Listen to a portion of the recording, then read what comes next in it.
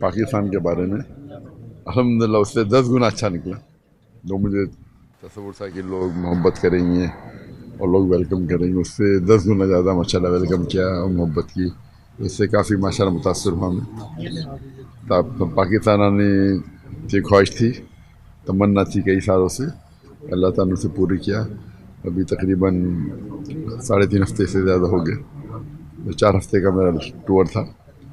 जैसे आपने कहा कि 2-3 दिन में इंशाल्लाह मुकम्मल होगा और फिर मैं यहाँ से फिर मैं कतर जाऊँगा इंशाल्लाह। सर ये फरमाइए कि 55 इस्लामी मुल्क हैं, वक्त कम है इसलिए मैं 2-3 सवाल छोटे छोटे। 57 इस वक्त आलम इस्लाम के अजीम मुबल्लिग डॉक्टर जाकिर नाइक हमारे साथ मौजूद हैं।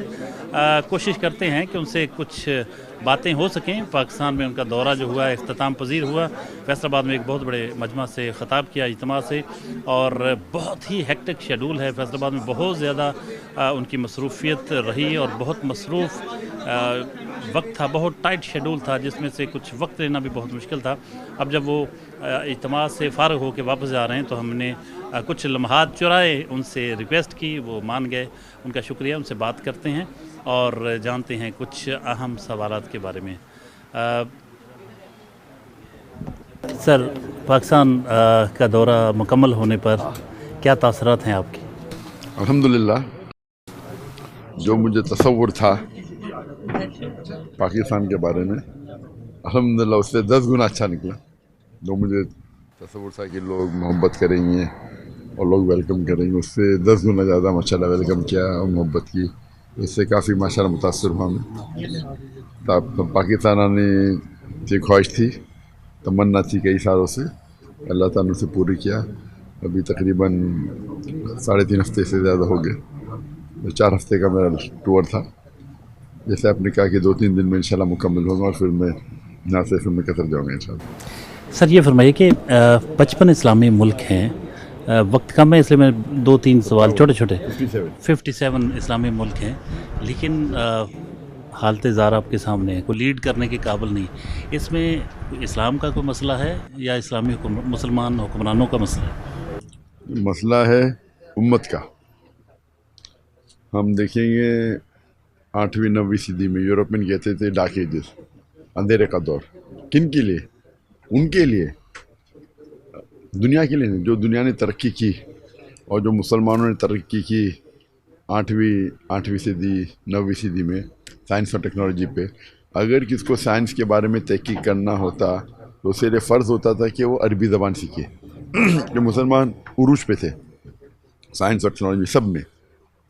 और आज की हालत आप देखते हैं कि मुसलमान सब जगह पीटे जा रहे, सब लोग उनको गाली दे रहे, सब लोग फुटबॉल की तरह उसे ट्रीट कर रहे, कोई बात मानता नीचे देखते। ये हालत मुसलमान की है। उस वक्त हम जब थे कुरान हदीस के करीब थे। आज जो हालत हमारे पास है क्योंकि हम कुरान और हदीस से दूर हो गए। तो फिर से अगर मुसलमान कुरान और हदीस पे अमल करे और कुरान और हदीस को अपना गाइड बनाए तो फिर से हम चोटी पे पहुँचेंगे इंशाअल्लाह। सर एक बहुत अहम सवाल ये है कि बरसगीर में इस्लाम जो है सूफिया ने फैलाया, बहुत बड़ा रोल है उनका, लेकिन तसव्वुफ़ को हमारे यहाँ बाज़ लोग एक पैरेलल सिस्टम समझते हैं, इस्लाम के बिल्कुल अगेंस्ट समझते हैं। आप इस पे क्या कहते हैं?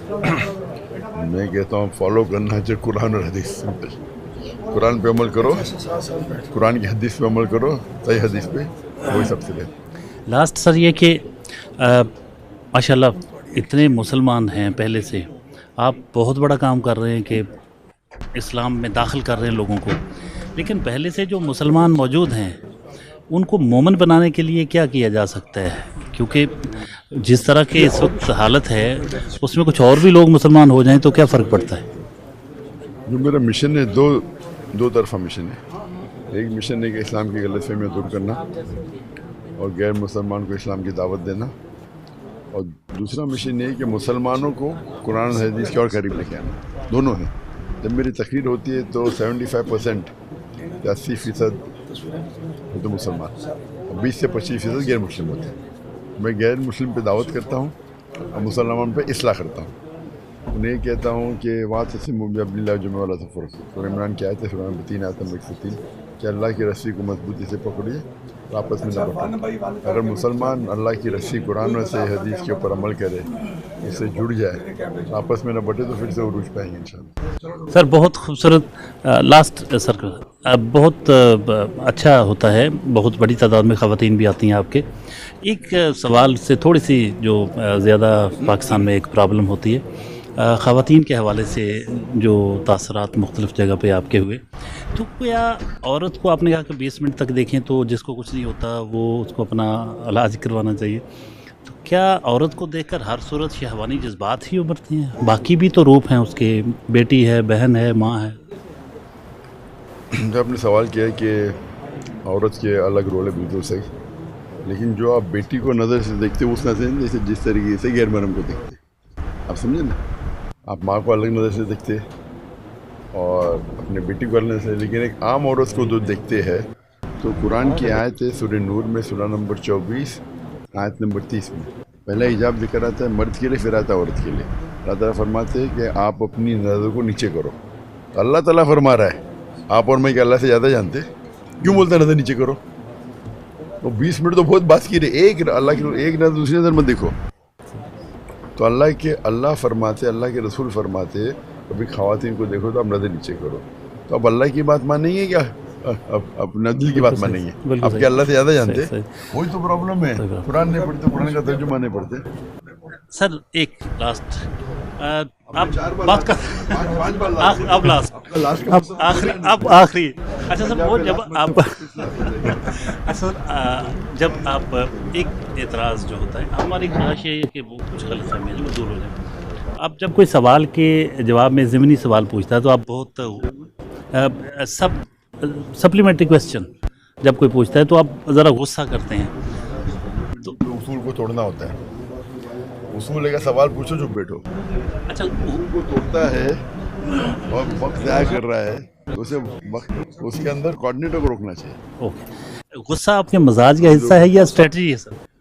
अब आप इतने सवाल पूछे, जब तक गुस्सा नहीं हो बंदी नहीं करेंगे। देखो जी, आपने बातें सुनी डॉक्टर जाकिर नाइक साहब की।